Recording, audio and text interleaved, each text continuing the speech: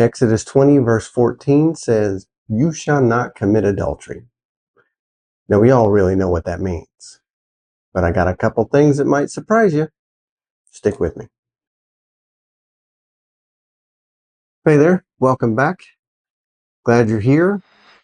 Let's get right into it. And I'm going to start straight off tonight with the surprise. Promised you a surprise just a minute ago. So let's get right into that. We're going to start talking about adultery tonight. And we all know what adultery is, but let me throw a twist at you straight out of the Bible. Jeremiah 3 verse 9. Here we go. "So it came to pass through her casual harlotry that she defiled the land and committed adultery with stones and trees." Stones and trees? Okay. Now we know that people used to worship stones, and the Druids used to worship trees, and I think pagans worship trees. I mean, look at Christmas. Where do you think the Christmas tree came from? Okay. Is that the only verse in the Bible that talks about that adultery with stones and trees? Might be the only one that talks about stones and trees, but I have a second one for you. So let's take a look at Ezekiel 23 verse 37. "For they have committed adultery, and blood is on their hands. They have committed adultery with their idols, and even sacrificed their sons whom they bore to me, passing them through the fire to devour them." They committed adultery with their idols.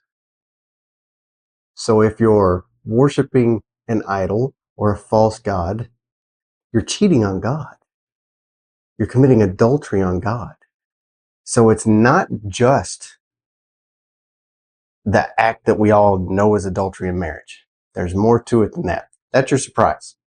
But I'm here tonight to talk more about the marriage side. So let's get there. Let's go there. It's going to be quick. It's all Bible based. Let's start with Galatians 5 verse 19. "Now the works of the flesh are evident, which are adultery, fornication, uncleanness, lewdness." There it is. That's the one we all know. It's the one we all know. Cheating on your wife, cheating on your husband, committing adultery. Don't do it. You can just take a look at the statistics on marriage today and know that, yes, there's a lot of things that cause us problem in a marriage, but adultery has become a large one. Spent 24 years in the military. Adultery is actually punishable under the Uniform Code of Military Justice. And in my 24 years, I never heard of a single case of it being prosecuted. Could it have happened? Sure, but I never saw it. I believe adultery has become very, I won't even say acceptable in our society today, because I don't believe it's popularly accepted, even though many do it. I have seen different surveys that state adultery in marriages ranges anywhere from 30% to 70%. So it's probably somewhere in the middle. So even if we split that around 50%, 45, 50%, that's of the people who answered honestly. Because if you're going to commit adultery, you're probably going to lie about it too. So I got another one to throw at you. And this is where it gets interesting, if you ask me. Let's go to Matthew 5, verse 28. Jesus tells us, "But I say to you that whoever looks at a woman to lust for her has already committed adultery with her in his heart." In his heart.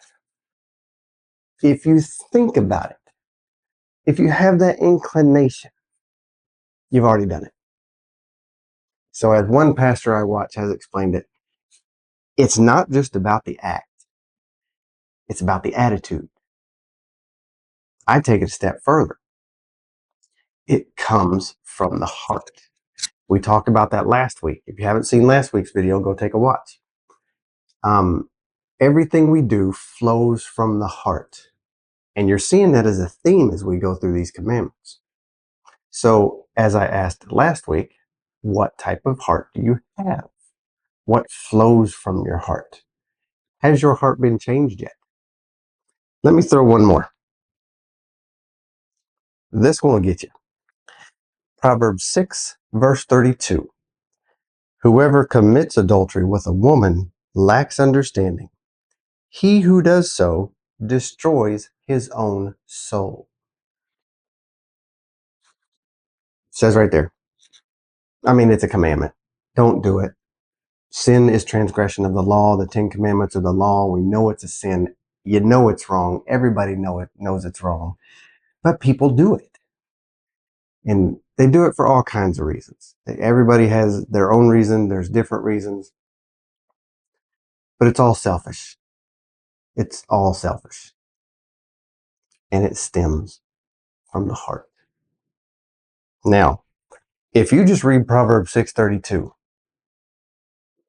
and you stop there, you could think to yourself, well, I'm done for.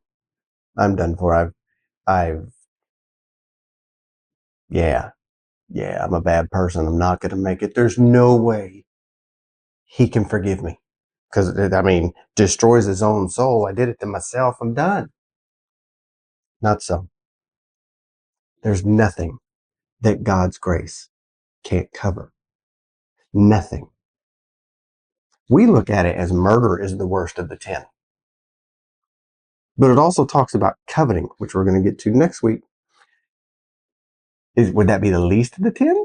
I would say they're all transgressions of God's law. Are they all equal in his eyes? I don't know. I don't claim to know. They're not equal in man's eyes. So if you think, well, I haven't killed anybody, I cheated on my wife. It's all the same.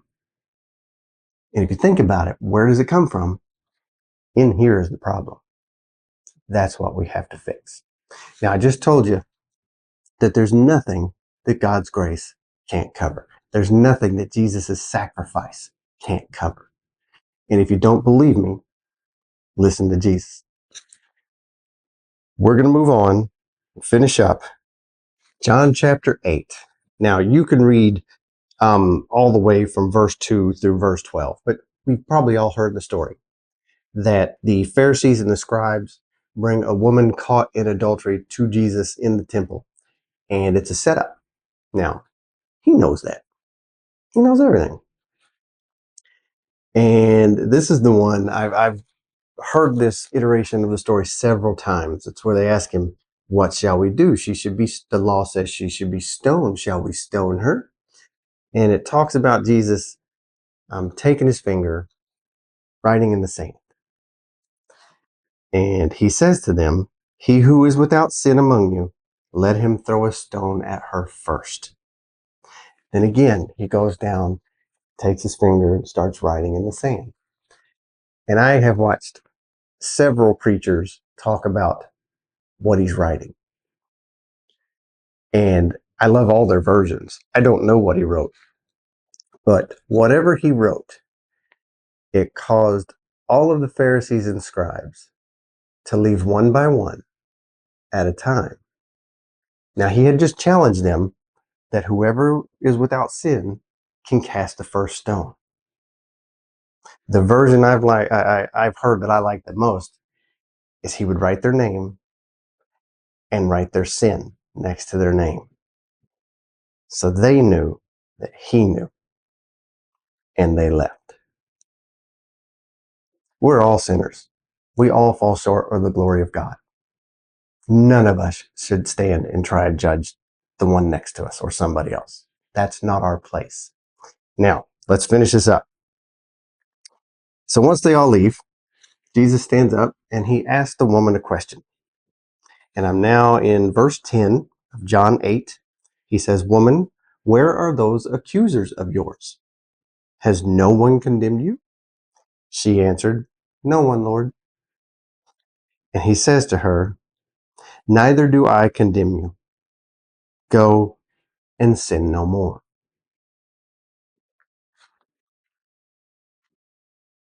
There's our way out. Way out. It's not a loophole. When you accept Jesus, when God comes into your life, he changes your heart.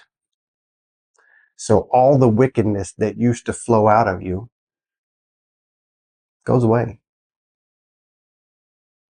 You repent, and God says, I don't condemn you either. Go and sin no more. There's nothing the grace of God can't cover. There's nothing that Jesus' sacrifice can't cover. So whatever you've done, whatever has happened in your life, repent, accept the sacrifice, follow, and it'll be covered. Go and sin no more. Now that's the kicker. You can't accept the salvation and grace of Jesus and continue to live in sin. You're covered by grace. Grace does not allow you to continue in disobedience. There you go. I was kind of saving that one for next week, but it really fit this week. I just want to say I appreciate everybody who watches. If you could hit the like, subscribe, share, comment, everything helps push this video out to people who need to see it.